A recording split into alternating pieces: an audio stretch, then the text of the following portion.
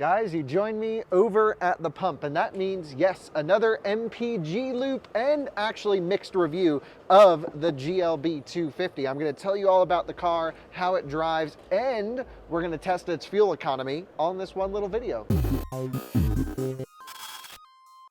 To start off, I'm going to go through our fuel economy testing procedures, which is we are going to fill this tank to full. I'm holding it wide open on the handle. As soon as it clicks, we start a 30-second timer. Once the 30 seconds is up, I'm going to go wide open on the handle again, and that's how we know our tank is full. That's our standardized full tank. Then what we're going to do is jump in this car and go 70 miles per hour up from here in Wellington to Cheyenne, Wyoming, back here to Wellington, Colorado. It's 57.5 miles, and we're going to see the highway fuel economy of this box on wheels. And of course, I'm going to tell you about the car throughout the process. We have now filled up the tank completely. Nice little fuel tank holder here.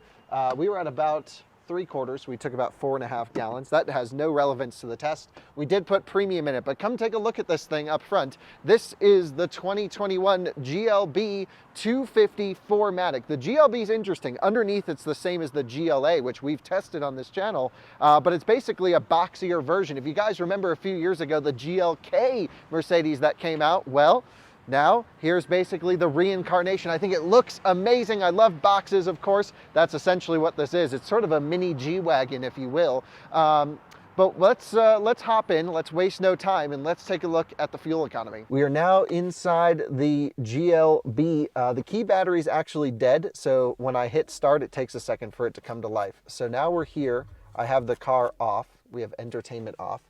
Consumption doesn't show. So what I'm going to do is I'm going to reset all of our values from start. So that's all reset. We're at a full tank. We're going to start the car. It's going to take a second. It's got to look for the key. This is where the little sensor is down here. And so now the car is on. Everything is reset values. Yes, we're going to go into eco mode as usual. Climate control set to, if the screen would go away, yeah, 70 degrees on auto, typical how we do it. Now we're going to pull away in efficiency mode. So let's talk drivetrain. Let's talk numbers. Well, I'll save the numbers for a little bit, but here's how the drivetrain works in this particular car. We have a 2-liter turbocharged combustion engine up front, very similar to like the A35 or even GLB 45. You can get a hot version of this car, 35 and 45 in AMG. It's just the detuned regular one.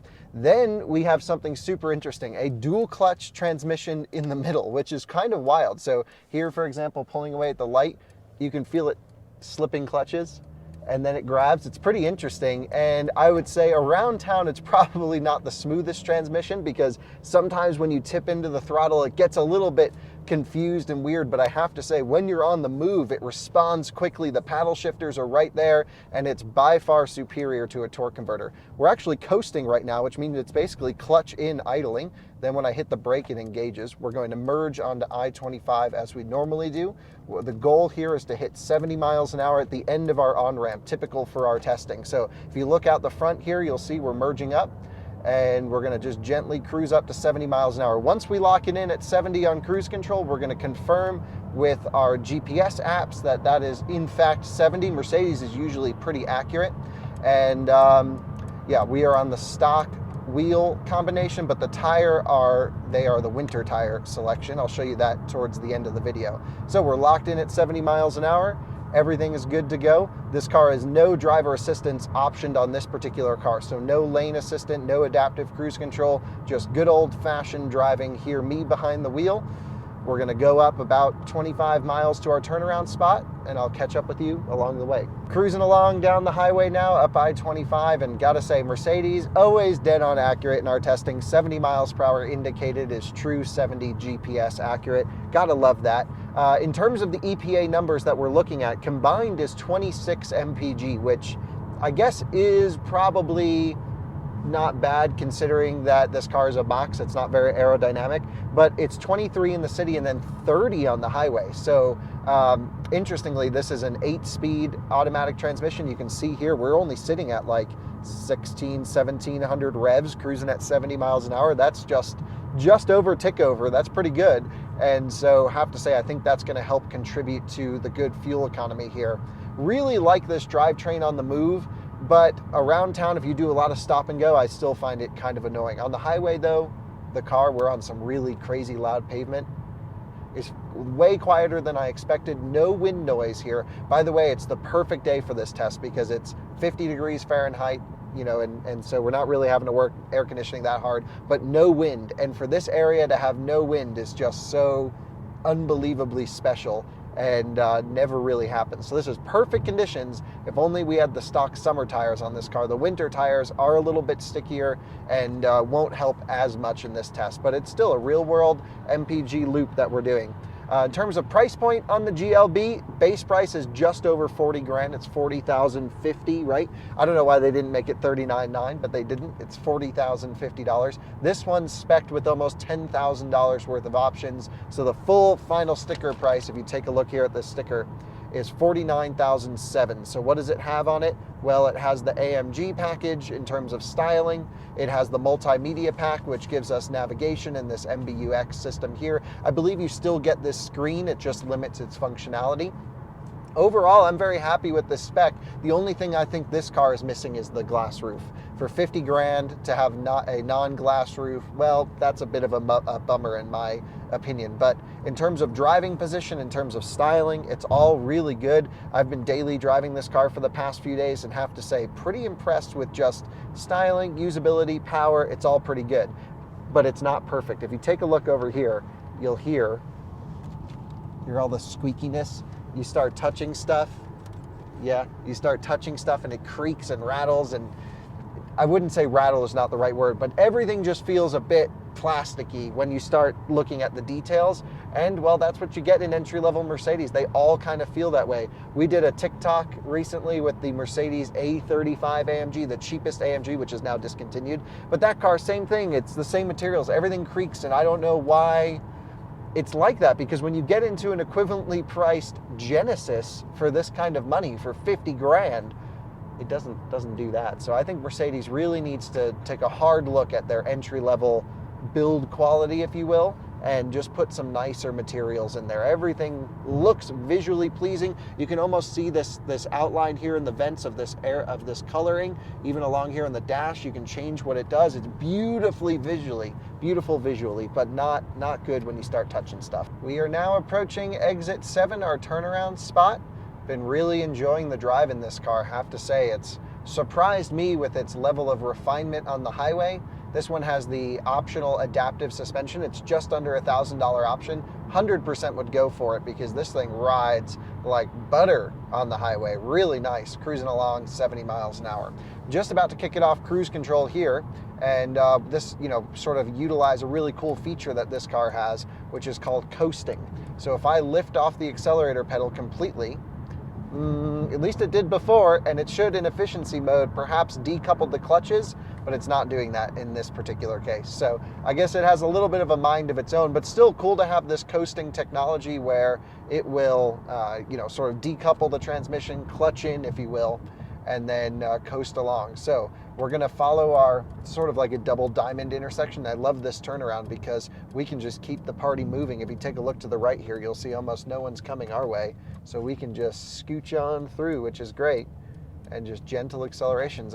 Hint of snow on the ground up here in Cheyenne. It's 41 degrees, big temperature difference, about 10 degrees or so up here, but now we're heading back down to Colorado. It's still a completely dry run and gentle accelerations. Interestingly, it seems to be revving out the engine rather than boosting up the turbo, which is, I think, a good priority, is to eliminate boost, and revs are, not too bad for fuel economy. So this efficiency mode does quite a bit, actually.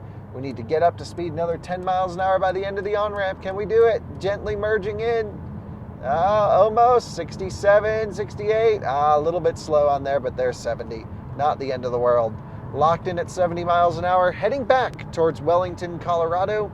And just really enjoying the drive. Good sound system. This one has, I think, the bass system. And I have to say, it's totally fine. Really, still my only complaint, glass roof and the transmission at low speed. Other than that, this thing's awesome. We are now reaching the end of our test. We are just coming off of cruise control right now. There we go, cruise control off. We're going to be exiting the highway here in 1 second towards Wellington, Colorado, of course. Check it out, we got it to coast. So right now we're cruising along. It's fully disconnected the engine and transmission, so we're just sitting at idle. As soon as I touch the brakes though, take a look, it will kick in. There we go. So now it's kicked in and it's helping us engine brake, and in that process not using any fuel, which is actually the most efficient way to slow down. So what we're going to do is we're going to head back to the pump. We're going to fill it back up to full, wait the 30 seconds as we always do, and then of course we're going to compare the pump efficiency, or whatever the pump says, you know, when we do our calculations, compared with the onboard trip computer here. And I'm really looking forward to seeing how this car did. I think it's going to surprise us a little bit and maybe even beat EPA according to these little initial estimates, but we got to average out what the numbers will be. Great steering on this car too. Mercedes always has really good turning radiuses, and this thing turns on a dime in small areas. So let's just rip into the fueling station here. We'll try and go to the same pump that we used before. There's a dog off leash running around, so we're going to try not to hit that dog. Come on, dog, stay with your owner. Oh, it's scared. There we go. And back to the pump where we were at. It was this one. Come in for a stop. Park off. There we go. Car says 33.1. That's better than EPA. Let's see what the pump says. All right, here we go. We're going to start fueling. I got it set at wide open here. I'm going to get ready with my stopwatch because I don't think it's going to have used much fuel. Stopwatch reset. Let's wait for it to click. My guess is 1.3 gallons on the initial fill. Oh, we're past that. 1.5. Start the 30-second timer. While we're doing 30 seconds, let me take you on a quick tour. This one, GLB 250 being the base car, but it does have 4MATIC. Fake or real exhaust tips? Real, that's good. Look at the huge trunk space in this thing. Come on in here. You got this little partition thing I'd rip out, but this is very large.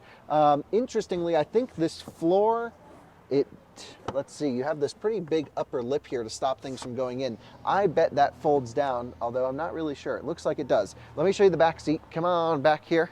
I'm gonna sit behind Alyssa's seat here in the rear, and wow, really good legroom, really good headroom, of course, especially without sunroof. Rear air vents as well, gotta love that. Not seeing really any ports, nope, 2 USB-Cs, and even a household 115 volt plug, gotta love that. Oh, we're past our 30 seconds, so let's fill this thing back up.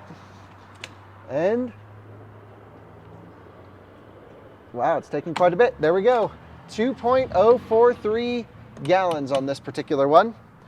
Let's crunch the numbers. All right, we have a little bit of discrepancy. The car shows, again, 32.7 MPG. The pump shows 28.1. Not really sure who to believe here. I think the car is probably more accurate, especially as the speedometer was dead on. Good news though, you're gonna get about 30 MPG or even probably a bit more. Our fueling pump method isn't always accurate every time. That's why we always run in the car and kind of compare the difference. I'm gonna say 32.7 in the car. That's the number I'm going with. Somewhere around there seems about accurate, and that's pretty efficient. So we've learned it's a pretty good highway cruiser, probably not as good as the GLA. I can't remember if we ran the GLA in this test. We had the exact car, except that one was just front wheel drive. This car does run just front wheel drive on the highway. So that's always interesting. It decouples the center diff basically. And then the diff's just like a multi-wet disc clutch. So if the front wheel starts spinning or you have a huge power request, it will dynamically send power towards the rear. And what do you say we go drive this thing up a pretty good road, and then we'll end the review with like a should you buy it or not situation. Well, I have to say, pretty impressive MPG out there on the road. 30 to 32 is pretty good, but how does it drive quickly? That's not really the main point of this car. So before I tell you how it drives quickly, I think we should just talk about this car as a daily driver. Very comfortable, good engine, not the most amazing four-cylinder. It's effective. I still think BMW's four-cylinder is a little bit smoother. Their B46, B48 motor is smoother than this powertrain, although this certainly has enough pickup and punch when you get on it too. I'll just show you that really quick. 258 pound-feet of torque, 200 221 horsepower, certainly more than enough to get this thing out of its own way. It's effective. There are AMG versions if you're looking for more performance, but in daily driving, you just put it in drive and go. It's pretty good. Auto start stop is really smooth considering this car is not a mild hybrid. It uses a traditional starter motor to start itself up, so I'm pleased with the engine calibration. They did the best they could with a crunchy four-cylinder, if you will. It's not a very smooth engine. In terms of performance driving, that's not this car's main point, but it does have some cool trickery. Like we noticed the 4MATIC system disconnecting the rear axle on the highway and running front-wheel drive. When you drive it quickly and come out of a corner, it actually sends quite a bit of power to the rear. And by having this optional adaptive damper on this car, I would 100% spec that. You sort of get this split personality where in comfort mode, it's pretty soft, but here in sport mode, we can actually hustle it through some of these corners. And it does a pretty good job of managing the weight of the vehicle, and it's very neutrally balanced. It's still soft, but it's certainly better than if you were just driving in comfort mode. I've driven the GLA, same chassis underneath, without the adaptive suspension, and I would 100% go for it. Dual clutch rips the shifts when you're at wide open throttle. It's pretty quick actually, and it's pretty responsive on the paddles too. Watch, downshift, boom, downshift, boom. Really good, so I'm pleased with that. And wide open in the Suburban right there. That was awesome. They were full power. And yeah, gotta say, I'm pleased with the car. For 50 grand, am I pleased with the car? This thing has $10,000 in options, and it's still not everything I would want. For example, glass roof, the upgraded sound system. For me, sound system's good, but it's not perfect. So I think in terms of a value proposition, well, I'm not quite sure the numbers really add up. However, if you're in the market for a GLB, you're probably going to be leasing the car. Therefore, I don't know what the lease rates would be in your area, but probably pretty good. And if you need to get a move on from time to time, it certainly is capable and very German in the way that it goes down the road. You can turn ESP off, it's still on. I can feel it brushing brakes in hard corners. I have drive modes, of course. And, you know, it does everything, German box on wheels should. I'm very pleased. I just think you should lease it if you're going to get one. And there's the quick review of the GLB. If you're interested more in how the car drives in a dynamic sense, again, that's not really the intended purpose of this vehicle. I have a point of view video on my personal channel, Kyle Connor, here on YouTube.